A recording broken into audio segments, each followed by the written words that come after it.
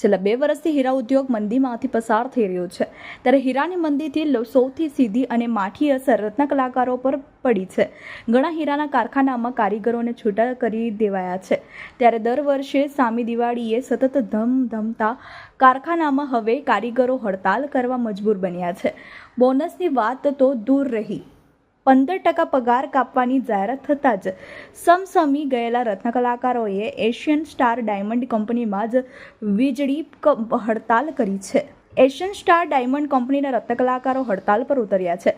દિવાળી બોનસના મામલે હડતાલ પર ઉતર્યા હોવાનું કહેવામાં આવી રહ્યું છે. કંપની દ્વારા દિવાળી બોનસ નહીં આપવામાં અને 15% પગાર કાપવાની જાહેરાત કરવામાં આવી હતી, જેનો કર્મચારીઓ દ્વારા વિરોધ કરવામાં આવ્યો હતો. છેલ્લા 3 દિવસથી આ મુદ્દે વાટાઘાટો ચાલી રહ્યો હતો. જો કે કોઈ નિરાકરણ આવ્યું ન હોવાથી રત્ન કલાકારો ગાંધી ચિંધ્યા માર્ગે આગળ વધ્યા છે. રત્ન કલાકારોએ કહ્યું કે અમારી દિવાળીએ સારું કામ થતું હોય છે. જો કે આ વર્ષે તો અત્યાર સુધીનું જે બોનસ હોય તે પણ કાપી લેવાની વાત કરવામાં આવી છે. કંપનીના HR તરફથી આજે બોનસ નહીં આપવાનું કહેવામાં આવ્યું હતું, જેથી અમે કારીગરો કામ ઉપર ચડ્યા નથી. તમામ કારીગરો એશિયન સ્ટાર કંપનીના ગ્રાઉન્ડમાં જ ધરણા હડતાલ પર બેઠા છે.